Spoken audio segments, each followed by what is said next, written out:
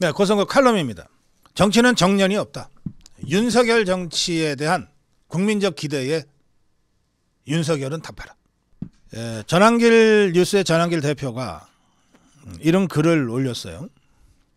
며칠 전에 윤상현과 함께, 윤상현 의원과 함께 그 사저 윤석열 대통령을 만났던 것 같습니다. 사저가 아니라 관저에서 나오기 전에 관저로 가서 윤석열 대통령을 만나고 나온 것 같습니다. 그 당시에는 뭐 자세한 상황을 우리가 몰랐는데 전환길 대표가 직접 글을 올렸어요. 이렇습니다.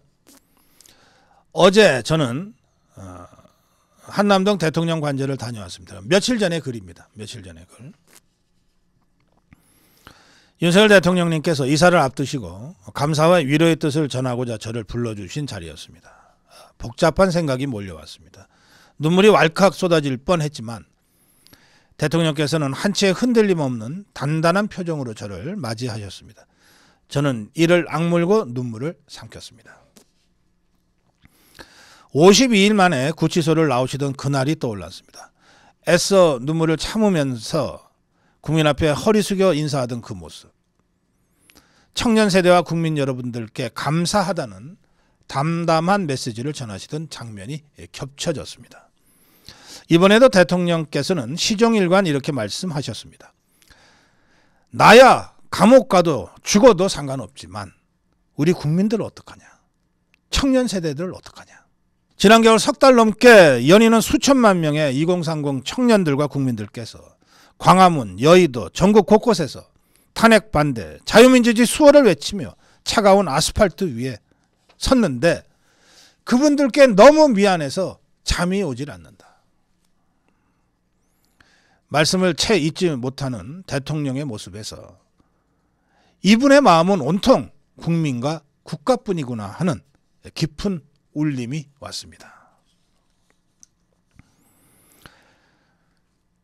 옳은 길을 가고 나중에 제 자신을 돌아봤을 때 후회하지 않기 위해 저는 지금 이 자리에 다시 나섰습니다.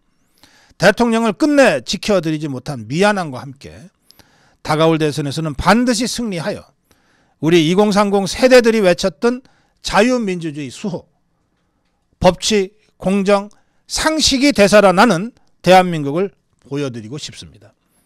우리가 외쳤던 진심이 결코 헛되지 않았고 절대 패배하지 않았다는 것을 결과로서 증명하고 싶습니다. 대통령님께서 마지막으로 제게 하신 말씀이 지금도 귀에 생생합니다.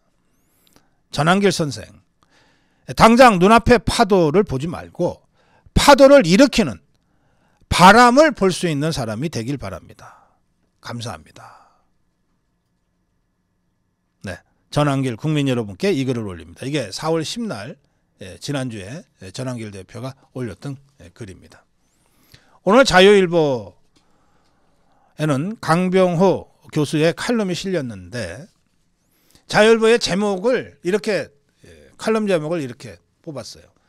정치인 윤석열이 해야만 할 일.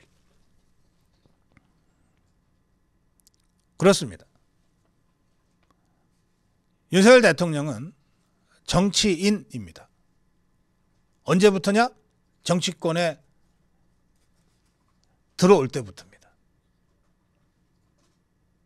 정치권에 들어올 때부터. 2021년 4월에서 7월 그 얼음에 윤석열 대통령이 정치 선언을 했는데 그때부터 윤석열의 직업은 정치인이 됐습니다. 그런데 이 정치인이라는 직업은 정년이 없어요. 정년이 없어요. 경계도 없어요. 나이가 몇 살까지 됐으니까 이제 은퇴다? 그런 거 없어요. 감옥에 갇혀도 정치인은 정치를 계속합니다. 윤석열 대통령 52일 동안 감옥에 갇혀 있었는데 정치했잖아요. 대통령에 있을 때도 정치했듯이 대통령 되기 전에도 정치를 했고 당연히 대통령 그만둔 이후 지금 그리고 앞으로도 정치를 하게 돼 있습니다. 그게 정치인의 운명이에요. 종북 주사파들이 사악하게도 우리 자유파 대통령들은 대통령 끝나고 나면 감옥에 집어넣거나 어디 감금을 해야 되는 줄 알아요. 그렇게 해왔어요. 대통령 그만두면 정치하면 큰일 날 듯이 쉴드를 쳐왔어요. 그런데 저 좌파 정치인들 중에 김대중이 대통령 그만둔 다음에 정치 그만뒀습니까? 노벨 평화상 어쩌고 저쩌고 하면서 죽을 때까지 정치를 했잖아요. 심지어 그 김대중의 아내 이희호까지 정치를 계속했잖아요. 저 노무현이 대통령 그만둔 다음에 정치 그만했습니까? 대통령으로 있을 때보다 훨씬 더 판 크게 정치판을 키웠잖아요. 봉하마을을 성역으로 만들고 온통 자기 정치를 했잖아요. 그 문재인은 어떻습니까? 이자는 대통령 그만둔 다음에 책방 차려서 돈 벌어 가면서 때만 되면 나타나서 어쩌고 저쩌고 떠들고 다니잖아요. 그게 정치 아닙니까? 근데 김대중의 정치, 노무현의 정치, 문재인의 정치에 대해서 이 족벌 언론들이 단 한 번 제대로 하면 안 된다고 비판한 적이 있어요? 그런데 유독 우리 자유파 대통령들은 대통령 그만두고 뭐 한마디라도 하면 정치하지 마라, 마쿠 정치하지 마라, 사저 정치하지 마라. 이 족벌 언론들이 특히 심한데 조중동 이것들이 왜 이럴까요? 지것들이 행사해야 할 영향력을 박근혜 대통령이 윤석열 대통령이 행사할까 봐 겁이 나서 미리 가까이 오지 못하게 쉴드 치는 거예요. 그런데 제가 말씀드린 대로 정치인은 정년이 없습니다.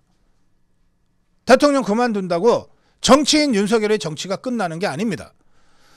대통령 그만뒀다고 박근혜 대통령의 박근혜 정치가 끝난 게 아니단 말이에요. 정치인의 정치가 언제 끝나냐? 국민이 더 이상 찾지 않을 때 끝납니다. 국민이 더 이상 찾지 않으면 아무리 정치를 하고 싶어도 정치인은 더 이상 정치를 할 수가 없어요. 혼자 떠들고 다닐 수는 있지만 누구도 그 말에 귀 기울이지 않고 영향받지 않아요. 혼자 장코대처럼 떠들 뿐이에요.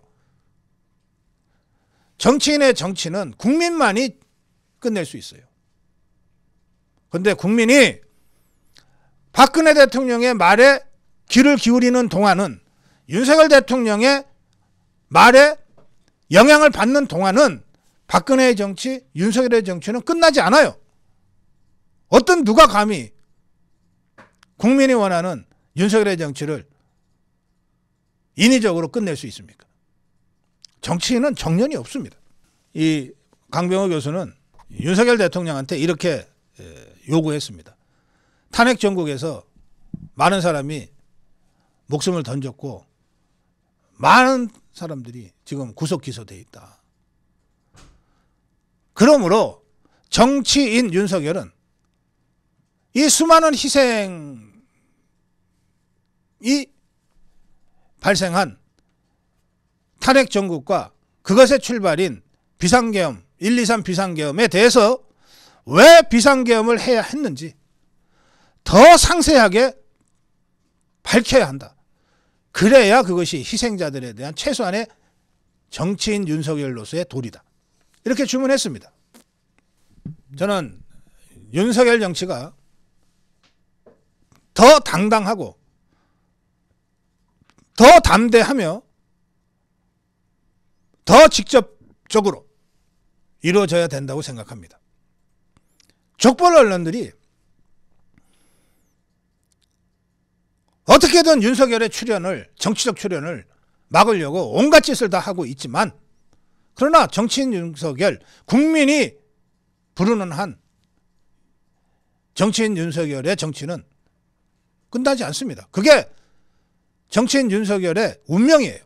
지금 윤어게는 윤석열에게 내리는, 정치인 윤석열에게 내리는 국민의 축복이기도 하고 동시에 국민의 명령이기도 합니다.